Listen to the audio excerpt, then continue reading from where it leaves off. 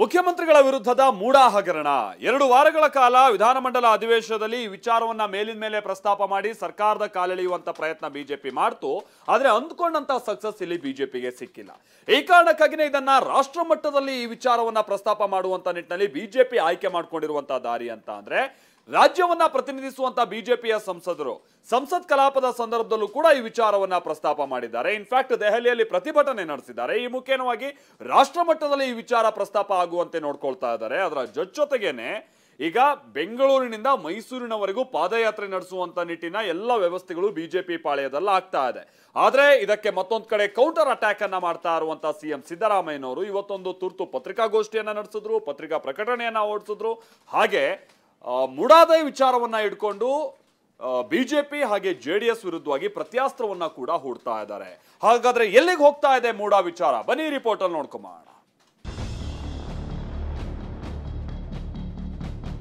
CBI ಕೊಡಬೇಕು ಮತ್ತು ರಾಜೀನಾಮೆ ಕೊಡಬೇಕು.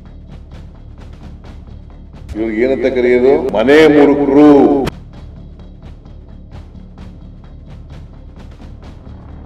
ವೇಷದಿಂದ ಸೇಡಿನ ರಾಜಕಾರಣವನ್ನು ಮಾಡ್ತಾ ಇದ್ದಾರೆ. ಮೂಡಾ ವಾಲ್ಮೀಕಿ ಹಗರಣ ಅಧಿವೇಶನದ ವೇಳೆ ಸರ್ಕಾರದ ವಿರುದ್ಧ ಕದನ ಮಾಡಲು ಬಿಜೆಪಿಗೆ ಬ್ರಹ್ಮಾಸ್ತ್ರವಾಗಿ ಸಿಕ್ಕಿದ್ದೆ ಈ 2 ಅಸ್ತ್ರಗಳು. ಸದನದಲ್ಲಿ ಇವೆರಡು ವಿಚಾರಗಳ ಮೇಲೆಯೇ ಬಿಜೆಪಿ ನಾಯಕರು ಕಾನ್ಸಂಟ್ರೇಟ್ ಮಾಡಿ ಸರ್ಕಾರವನ್ನ ಇಕ್ಕಟ್ಟಿಗೆ ಸಿಲುಕಿಸಲು ಯತ್ನಿಸಿದ್ರು.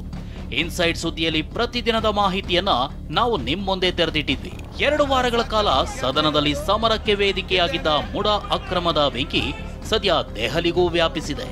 ದೆಹಲಿಯ ಸಂಸತ್ ಆವರಣದಲ್ಲಿ ರಾಜ್ಯ ಬಿಜೆಪಿ ಸಂಸದರು ಪ್ರತಿಭಟನೆ ನಡೆಸಿ ರಾಜ್ಯ ಕಾಂಗ್ರೆಸ್ ಸರ್ಕಾರದ ವಿರುದ್ಧ ಆಕ್ರೋಶ ಹೊರಹಾಕಿದ್ರು. ವಾಲ್ಮೀಕಿ ನಿಗಮ ಹಗರಣ, ಮುಡಾ ಸೈಟು ಹಂಚಿಕೆ ಪ್ರಕರಣವನ್ನ ಸಿಬಿಐಗೆ ನೀಡಬೇಕು, ಸಿಎಂ ಸಿದ್ದರಾಮಯ್ಯ ರಾಜೀನಾಮೆ ಕೊಡಬೇಕು ಅಂತ ಸಂಸದರು ಆಗ್ರಹಿಸಿದರು.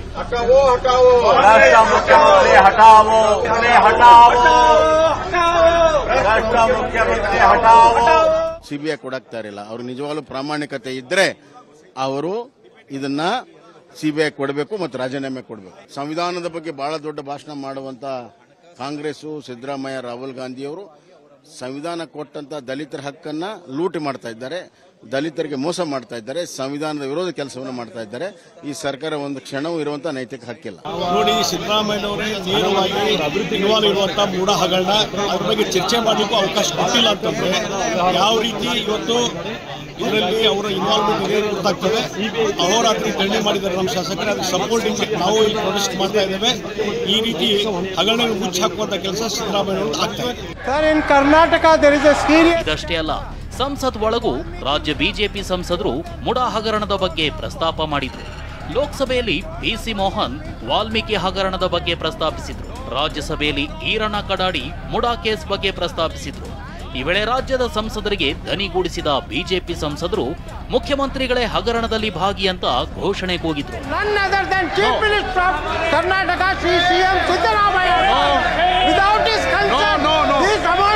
ಸಭಾ ಪಟಲ್ ಪರ್ ರಖೆ ಜಾನೆ ವಾಲೆ ಪತ್ರ ನೋ. ಅತ ಬಿಜೆಪಿಯವರು ದೆಹಲಿಯಲ್ಲಿ ಸದ್ದು ಮಾಡ್ತಿದ್ರೆ ಇತ ಸಿಎಂ ಸಿದ್ದರಾಮಯ್ಯ ಸುದ್ದಿಗೋಷ್ಠಿ ನಡೆಸಿ ಮುಡಾ ಅಕ್ರಮದ ಬಗ್ಗೆ ಸ್ಪಷ್ಟನೆ ಕೊಟ್ರು. ಬಿಜೆಪಿಗೆ ಕೌಂಟರ್ ಕೊಟ್ಟು ದಾಖಲೆ ಮುಂದಿಟ್ಟು ಗುಡುಗಿದ್ರು. 20 ವರ್ಷ ಇಲ್ಲದನ್ನ ಈಗ ಪ್ರಸ್ತಾಪಿಸಿದ್ದಾರೆ. ಬಿಜೆಪಿಯವರು ಮನೆ ಮುರುಕರು ಅಂತ ಕಿಡಿಕಾರಿದ್ದಾರೆ. ನನಗೆ ಕಪ್ಪು ಚುಕ್ಕೆ ತರಲು ಯತ್ನಿಸ್ತಿದ್ದಾರೆ. ಬಿಜೆಪಿ ಜೆಡಿಎಸ್ನವರದ್ದು ಸೇಡಿನ ರಾಜಕಾರಣ ಅಂತ ವಾಗ್ದಾಳಿ ನಡೆಸಿದ್ರು. ಮಲ್ಲಿಕಾರ್ಜುನ ಸ್ವಾಮಿ ತಗೊಂಡಿರೋದು ಯಾವಾಗ? 2004. ಈಗ ಎಷ್ಟನೇ ಇಸ್ವಿ? 2024. 20 ವರ್ಷಗಳಲ್ಲಿ ತಕರಾರು ಮಾಡಿದ್ದ ಅವರೇ ಬರ್ಕೊಟ್ಬಿಟ್ಟಿರೋದು. ಈಗ ಎತ್ಕಟ್ಟಿ ಬಿಜೆಪಿಯವರು ರಾಜಕೀಯ ಮಾಡ್ತಾ ಇದ್ದಾರೆ. ನಾಚಿಕೆ ಆಗಲ್ಲ ಅವ್ರಿಗೆ? ಮಾನ ಮರ್ಯಾದೆ ಏನಾದ್ರು ಇದೆಯಾ ಅವ್ರಿಗೆ?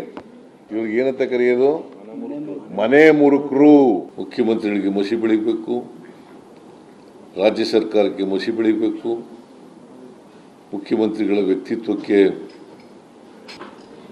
ಕಪ್ಪು ಚುಕ್ಕೆ ತರಬೇಕು ಅಂಥೇಳಿ ಇಡೀ ಸದನದಲ್ಲಿ 2 ವಾರಗಳ ಸದನದಲ್ಲಿ ಪ್ರಯತ್ನವನ್ನು ಮಾಡಿದ್ದಾರೆ. ದ್ವೇಷದಿಂದ ಸೇಡಿನ ರಾಜಕಾರಣವನ್ನು ಮಾಡ್ತಾ ಇದ್ದಾರೆ. ಯಾಕಂತಂದರೆ ಅವರು ಜನರ ವಿಶ್ವಾಸವನ್ನು ಕಳ್ಕೊಂಡಿದ್ದಾರೆ. ಇನ್ನು ಜಮೀನಿನ ಬಗ್ಗೆ ದಾಖಲೆ ಸಮೇತ ಸಂಪೂರ್ಣ ಮಾಹಿತಿ ನೀಡಿದ ಸಿಎಂ ಸಿದ್ದರಾಮಯ್ಯ, ಜಮೀನಿನ ಮೂಲ ಮಾಲೀಕರಾದ ನಿಂಗಾ ಬಿನ್ ಜವರ ಅನ್ನೋರಿಗೆ ಮಲ್ಲಯ್ಯ, ಮೈಲಾರಯ್ಯ, ದೇವರಾಜು ಅನ್ನೋ 3 ಮಕ್ಕಳಿದ್ದಾರೆ. ದೇವರಾಜು ಹೆಸರಿಗೆ ಜಮೀನನ್ನ ಖಾತೆ ಮಾಡಿಕೊಡಲು ಸಹಿ ಹಾಕ್ತಾರೆ. ಆದ್ರೆ ಮೈಲಾರಯ್ಯನ ಮಗ ಮಂಜುನಾಥ್ ಸ್ವಾಮಿಯನ್ನ ಎತ್ತಿಕಟ್ಟಿದ್ದಾರೆ. ಇದೆಲ್ಲ ಬಿಜೆಪಿಯವರು ಮಾಡಿಸ್ತಿದ್ದಾರೆ ಅಂತ ಆರೋಪಿಸಿದ್ರು. ಆ ಮಂಜುನಾಥ ಸ್ವಾಮಿಗೆ ಎತ್ತಿಕಟ್ಟಿ ಅವರು ಸೈನ್ ಮಾಡಿದ್ದಾರೆ, ಇಲ್ಲಿ ಇಂಗ್ಲಿಷ್ನಲ್ಲಿ ಸೈನ್ ಮಾಡಿದ್ದಾರೆ ಮಂಜುನಾಥ ಸ್ವಾಮಿ ಅಂತ. ಅವ್ರ ಕೈಲಿ ಎತ್ತಿಕಟ್ಟಿ ನಮಗೂ ಬರಬೇಕು ಅದರಲ್ಲಿ ಭಾಗ ಅಂತ ಈಗ ಹೇಳಿಸಿದ್ದಾರೆ 20 ವರ್ಷಗಳ ನಂತರ. ಇಟ್ ಕ್ಲಿಯರ್ಲಿ ಶೋಸ್ ದಟ್ 24 ವರ್ಷದ ಮೇಲೆ ಸುಳ್ಳು ಹೇಳಿ ಅವರನ್ನ ಚಿತಾವಣೆ ಮಾಡಿ ಎತ್ಕಟ್ಟಿ ಅವ್ರ ಕೈಲಿ ಸ್ಟೇಟ್ಮೆಂಟ್ ಕೊಡಿಸಿದಾರಲ್ಲ. ಇನ್ನು ಸಿಎಂಗೂ ಮುನ್ನ ಸುದ್ದಿಗೋಷ್ಠಿ ನಡೆಸಿ ಮಾತನಾಡಿದ ಡಿಸಿಎಂ ಡಿಕೆ ಶಿವಕುಮಾರ್ ಬಿಜೆಪಿ ವಿರುದ್ಧ ಗುಡುಗಿದ್ರು. ಅವ್ರು ಯಾವ ಪಾದಯಾತ್ರೆ ಆದ್ರೂ ಮಾಡ್ಲಿ, ಯಾವ ಕಾಲದಲ್ಲಿ ಎಷ್ಟು ಸೈಟ್ ತಗೊಂಡಿದ್ದಾರೆ ಅಂತ ಗೊತ್ತಾಗಲಿದೆ. ಬಿಜೆಪಿಯವರು ಸಿಎಂ ಹೆಸರಿಗೆ ಮಸಿ ಬಳಿಯಲು ಯತ್ನಿಸುತ್ತಿದ್ದಾರೆ ಅಂತ ಆರೋಪಿಸಿದ್ರು. ಅವ್ರ ಕಾಲದಲ್ಲೇ ನಡೆಸಿದಂತ ಹಗರಣಗಳು ನಮ್ಮ ಬೈತಿ ಸುರೇಶ್ ಅವರು ಹೇಳ್ತಾ ಇದ್ರು, ನಾನೆಲ್ಲ ಬೀಚಿದ್ದೇನೆ ಅಂತ. ಅದಕ್ಕೆ ಅವಕಾಶ ಕೊಡ್ತಿದ್ದೆ. ಅದಕ್ಕೆ ಈಗ ಅವರು ಪಾದಯಾತ್ರೆ ಮಾಡಕ್ ಕೊಟ್ಟಿದ್ದಾರೆ. ನಾವು ಅವ್ರದೆಲ್ಲ ಕಂಪ್ಲೀಟ್ ಏನೇನಿದೆ ಅವ್ರ ಕಾಲದಲ್ಲಿ ಯಾರೋ ಎಷ್ಟು ಸೈಟ್ ತಗೊಂಡಿದ್ದಾರೆ, ಏನು ತಗೊಂಡಿದ್ದಾರೆ ಎಲ್ಲ ನಾವು ಕೊಡಿದ್ದೀವಿ. ಕಾನೂನು ಚೌಕಟ್ಟಿನಲ್ಲೇ ಎಲ್ಲ ನಡೆದಿದೆ. ಇಲ್ಲಿ ಯಾವ ಹಗರಣ, ಇದು 2 ವರ್ಷದಿಂದಲೇ ಪೇಪರ್ಗಳೆಲ್ಲ ಬಂದಿದೆ.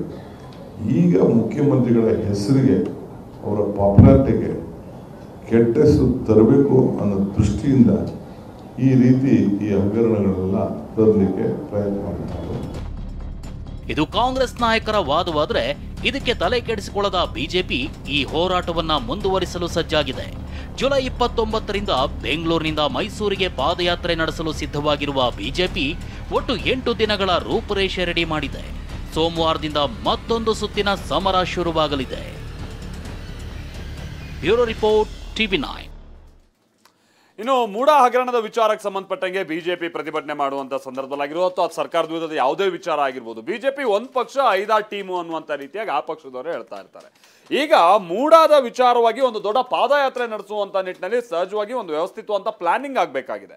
ಹಾಗಾದ್ರೆ ಬಿಜೆಪಿಯಲ್ಲಿ ಅದು ಯಾವ ರೀತಿಯಾಗಿ ನಡೀತಾ ಇದೆ? ಇನ್ಫ್ಯಾಕ್ಟ್ ಬಿಜೆಪಿ ರಾಜ್ಯಾಧ್ಯಕ್ಷ BY ವಿಜಯೇಂದ್ರ TV9 ಜೊತೆಗಿನ ಎಕ್ಸ್ಕ್ಲೂಸಿವ್ ಸಂದರ್ಶನದ ಸಂದರ್ಭದಲ್ಲಿ ಹಲವು ವಿಚಾರಗಳನ್ನ ಪ್ರಸ್ತಾಪ ಮಾಡಿದ್ದಾರೆ. TV9 ಖಡಕ್ ಪ್ರಶ್ನೆಗಳಿಗೆ ನೇರ ಉತ್ತರ ಕೊಡೋ ಪ್ರಯತ್ನ ಪಟ್ಟಿದ್ದಾರೆ. ಹಾಗಾದ್ರೆ ಬಿಜೆಪಿಯಲ್ಲಿ ಸಾಗ್ತಾ ಇರುವಂತಹ ರೂಪುರೇಷೆ ಹೇಗಿದೆ? ಇಂಥದ್ದೊಂದು ಬೃಹತ್ ಪ್ರತಿಭಟನೆ ಅಥವಾ ಪಾದಯಾತ್ರೆ ನಿಟ್ಟಿನಲ್ಲಿ ಬನ್ನಿ ರಿಪೋರ್ಟ್ ಅನ್ನು ನೋಡ್ಕೊಂಬೋಣ. ನಾವು ಲೀಗಲ್ ಕರೆಕ್ಟ್ ಆಗಿದೆ, ಮತ್ತೆ ಯಾಕೆ ಹೆದರು ಹೋಗ್ತಾ ಇದ್ದೀರಿ? Totally legal, absolutely legal. ನನ್ನ ತೇಜೋವಧೆ ಮಾಡ್ಲಿಕ್ಕೋಸ್ಕರ ಪ್ರಯತ್ನ ಮಾಡ್ತಾ ಇದ್ದಾರೆ ವೈಯಕ್ತಿಕವಾಗಿ. ಇದನ್ನೆಲ್ಲ ನೋಡ್ಕೊಂಡು ನಾವು ಕಣ್ಮುಚ್ಕೊಂಡು ಕುತ್ಕೋಬೇಕು ಅಂತ ಅಪೇಕ್ಷೆ ಪಡ್ತಾರೆ ನೀವು? ರಾಜಕಾರಣಕ್ಕೋಸ್ಕರ ಅಪಪ್ರಚಾರ ಮಾಡಿ ಈ ಸರ್ಕಾರ ಮಾಡಿರ್ತಕ್ಕಂಥ 420 ಕೆಲಸವನ್ನು ರಾಜ್ಯದ ಜನರ ಮುಂದೆ ತೆಗೆದುಕೊಂಡು ಹೋಗ್ತಾ ಇದ್ದಾರೆ. ಮೂಡ ಹಗರಣ ದೇಶಾದ್ಯಂತ ಭಾರಿ ಚರ್ಚೆಗೆ ಗ್ರಾಸವಾಗಿದೆ. ಬಿಜೆಪಿ ನಾಯಕರದ್ದು ಸಿಎಂ ಮೇಲೆ ನೇರ ಆರೋಪ ಮಾಡ್ತಿದ್ದಾರೆ. ಬೆಂಗಳೂರಿನಿಂದ ಮೈಸೂರಿಗೆ ಪಾದಯಾತ್ರೆಗೆ ಪ್ಲಾನ್ ಮಾಡಿದ್ದು ಈ ಮೂಲಕ ಹಗರಣದ ಜ್ವಾಲೆಯನ್ನ ಮತ್ತಷ್ಟು ಧಗಧಗಿಸುವಂತೆ ಮಾಡ್ತಿದ್ದಾರೆ. ಮೂಡ ಹಗರಣದ ಬಗ್ಗೆ ಬಿಜೆಪಿ ರಾಜ್ಯಾಧ್ಯಕ್ಷ ವಿಜಯೇಂದ್ರ TV9 ಬಳಿ ಇಂಚಿಂಚು ಮಾಹಿತಿಯನ್ನ ಹಂಚಿಕೊಂಡಿದ್ದಾರೆ. TV9 ಎಕ್ಸ್ಕ್ಲೂಸಿವ್ ಸಂದರ್ಶನದಲ್ಲಿ ಖಡಕ್ ಪ್ರಶ್ನೆಗಳಿಗೆ ನೇರ ಉತ್ತರ ನೀಡಿದ್ದಾರೆ.